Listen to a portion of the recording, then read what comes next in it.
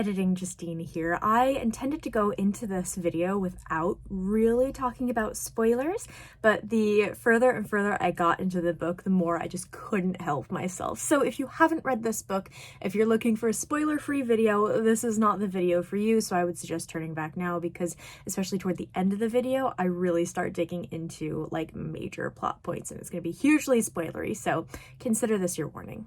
Hey guys, it's Justine here from I Should Read That, and this is going to be a book diary for this book.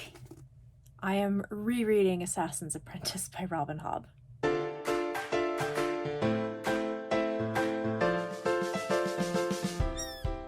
So if you are unfamiliar with the story, the myth, the legend of my history with the Farseer series, this is basically it. I read this, I have my Goodreads up, in April of 2014. I liked it. I remember having a little bit of trouble getting through it because I was just devouring a ton of like the really popular fantasy stuff at the time.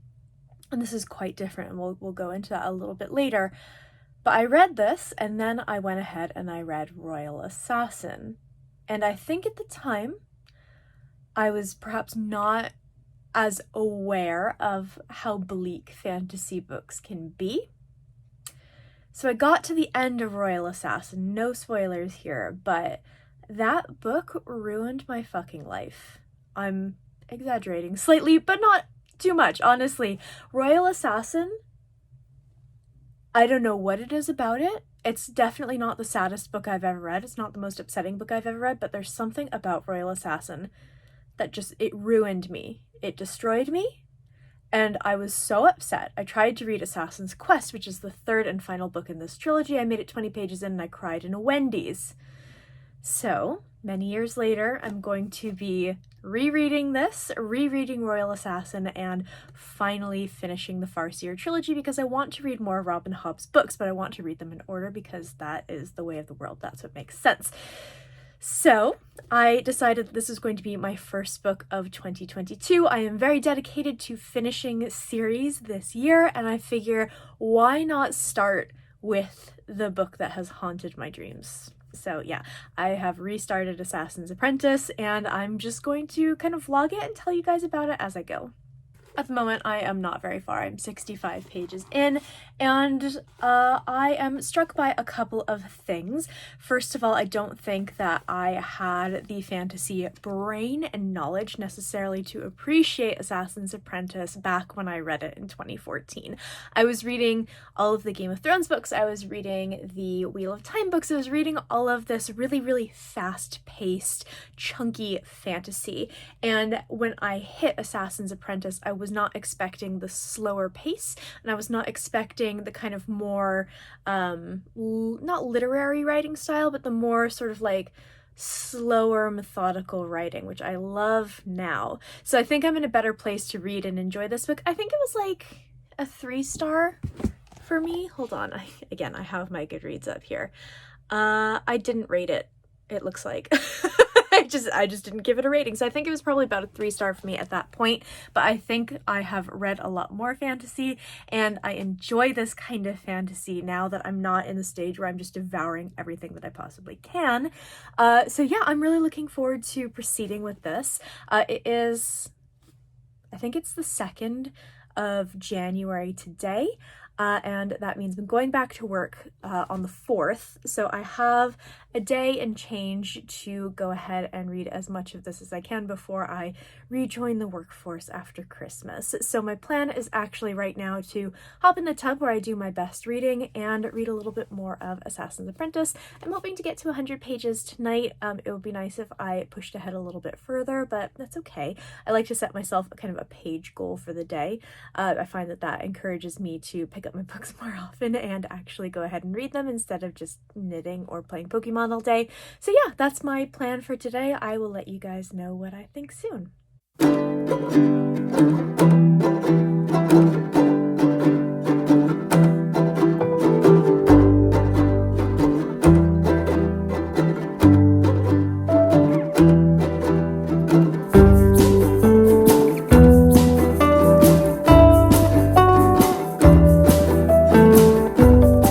Okay, so I have not been updating this nearly as much as I should because it's been really, really busy. But I am about 300 pages into Assassin's Apprentice, which means I am less than 100 pages from the ending. And I have a lot of thoughts. So I am really enjoying this. I think much more than I did the first time around. I think I've already mentioned that. I think that I had a lot of trouble getting into it and getting into the writing and the plot, because although like obviously stuff is happening and like big things are happening, it's not quite a fast-paced sort of explosive sort of linear plot, I guess, because it sort of highlights different things, different events in his younger life. I think that I just couldn't appreciate that when I was a younger reader, but I'm really enjoying that now. I think she has this really wonderful way of writing loneliness, because his loneliness really comes through. And I know that that's kind of a bit of a running theme throughout this particular trilogy, but I think that the way that she writes that, and sort of every loss that he feels, we're gonna get into some spoilers here, but I'm not gonna like dig into the entire plot. So if you've not read this book, this is kind of the point that I would suggest maybe turning away.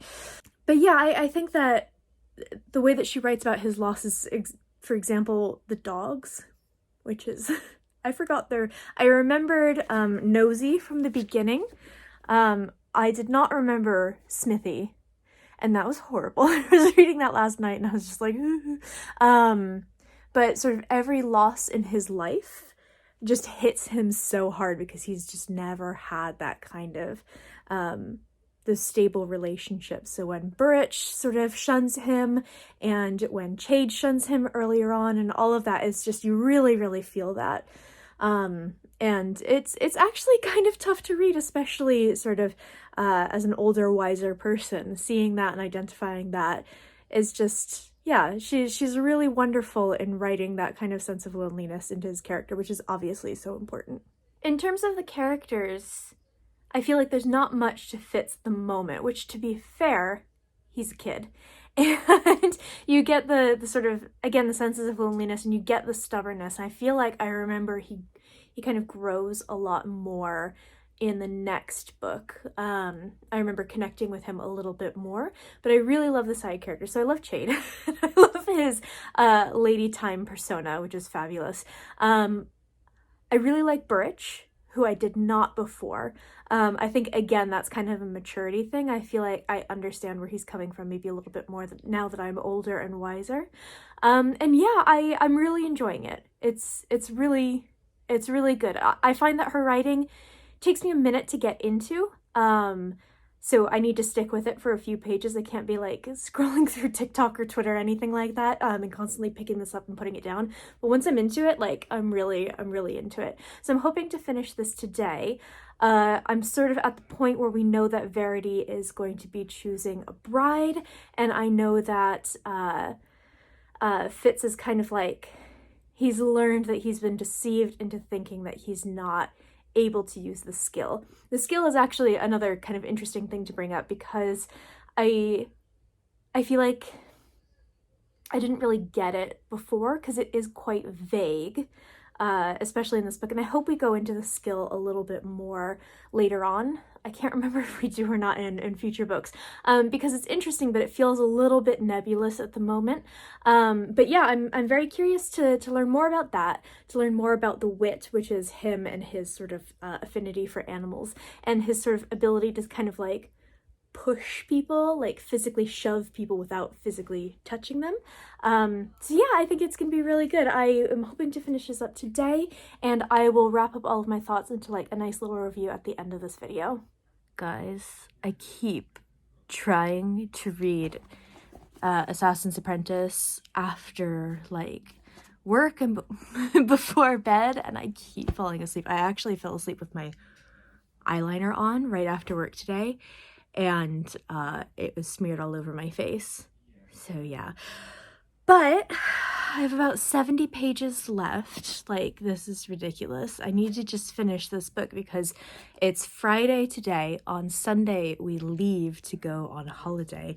We're going to New York for my best friend's wedding, and I don't want to bring this with me because I'm almost done with it, and I'm not bringing any mostly books with me.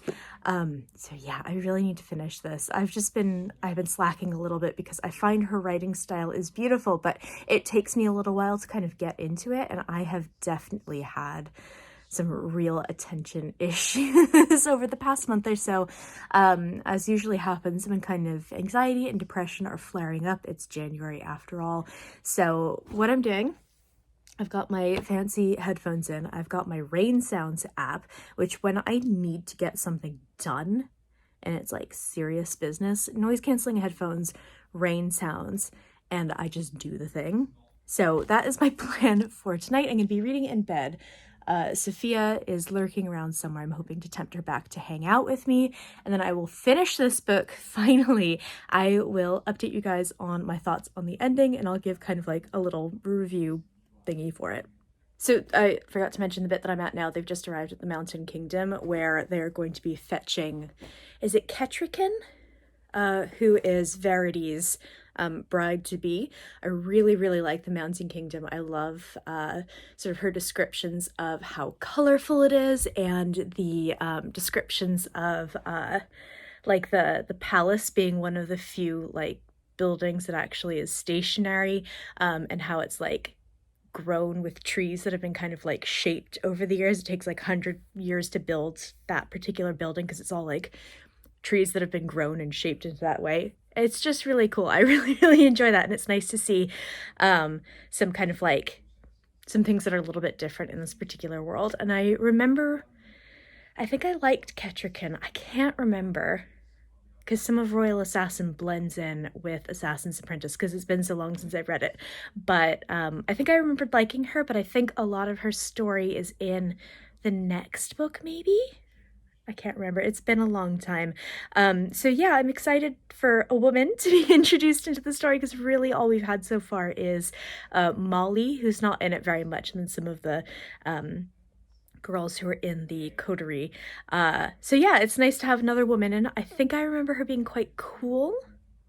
Hopefully that doesn't come back to bite me in the ass, but we'll see. Okay, I'm gonna get back to reading now.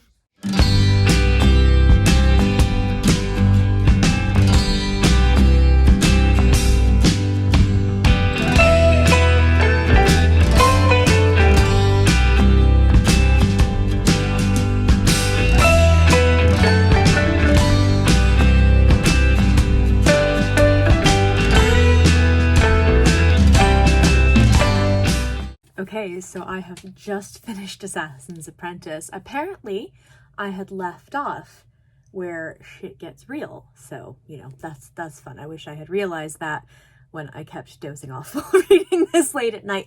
But overall, I really, really enjoyed this. I think, as I've mentioned before, I am a much more mature reader, and I kind of have figured out what I like and what I don't like in fantasy. And now that I've read so much and so widely, I feel like I can appreciate this book much more. I think when I initially read this was probably like a 3-star read for me, like a low end of 3-star, but reading it now is definitely like a really, really solid 4-star read for me. So I think my thoughts overall, I really love her writing, although it does take me a minute to kind of get into it. And I really love the way that she kind of really slowly builds these characters. I feel like we're going to be getting some kind of slow burning, slow building character arcs. In a lot of ways, that reminds me a lot of R.J. Barker's writing.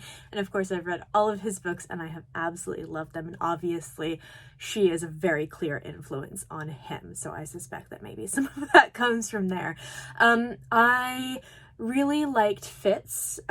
He's a very melancholy young man, but I really liked him. I really enjoyed his growth, and although it was really sad seeing the way that he is treated and the way that he is raised, it really shines through for how loyal he is to the people who appreciate him and treat him well, such as his incredible loyalty to Verity. At the end, he says, whenever I thought of myself as a Kingsman, I thought of Verity instead of Shrewd. And the kind of moments where Regal is being an asshole and like trying to drown him.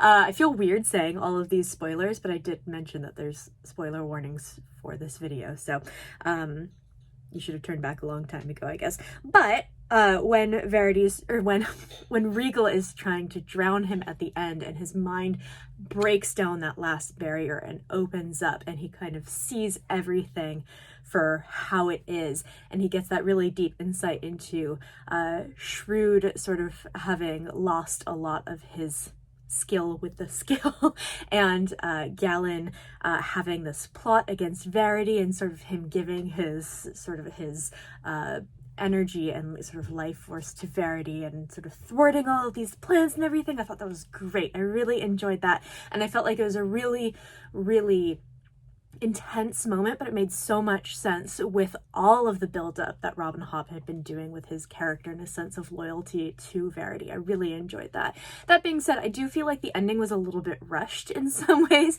I wish we had it drawn out a little bit more, but because I have read the next book, although I don't remember much about it, I do remember that we get a lot more of that and kind of the consequences of what happened at the end of this book. I feel like in a lot of ways this is sort of one of those trilogies, and maybe you guys can correct me if I'm wrong, but I feel like this is one of those trilogies that really has the vibe of like one long book that's just kind of been broken up into 3 parts.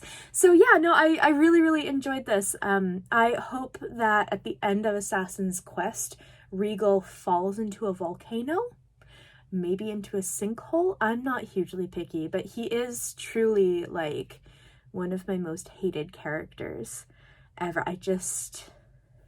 He's so smug and he's so horrible, and he thinks he's smarter than everyone else in the room, and he's just the worst. And I hate him. I hate him so much, you guys. He's like my #1 most hated character ever, and I haven't even finished this trilogy, so yeah, that's fun. But no, I'm glad that I reread this book. I mentioned in a recent video that I am just trash at rereads. I'm so bad at it. My brain doesn't like to prioritize them. I tend to bump them down the list in terms of things that I'm reading, but because it has been so long and I'm so determined to finish this trilogy, I did manage to do this reread fairly successfully, although it did take a bit of a long time to do so. So I think in February I'm going to be reading Royal Assassin. If you want to see a book diary for that as well, let me know. I should be buddy reading that with a couple of friends. We're confirming who wants to take place and participate. But yeah, no, I really enjoyed this. I'm really glad I gave this a reread. I'm really looking forward to Royal Assassin. We'll see if maybe I can overcome the trauma that Robin Hobb has put upon me, because I have never reacted to any book in the way that I reacted to that book. So that should be exciting. We'll see how that goes. I would love to hear if presumably you have read this book, if you have stuck through this spoilery video. I would love to hear what you thought about it, what you thought of the characters, and sort of what your thoughts on the series overall are, but maybe without spoilers on the other books. I post bookish content to this channel fairly frequently, so go ahead and hit subscribe, check back soon, and I will see you next time.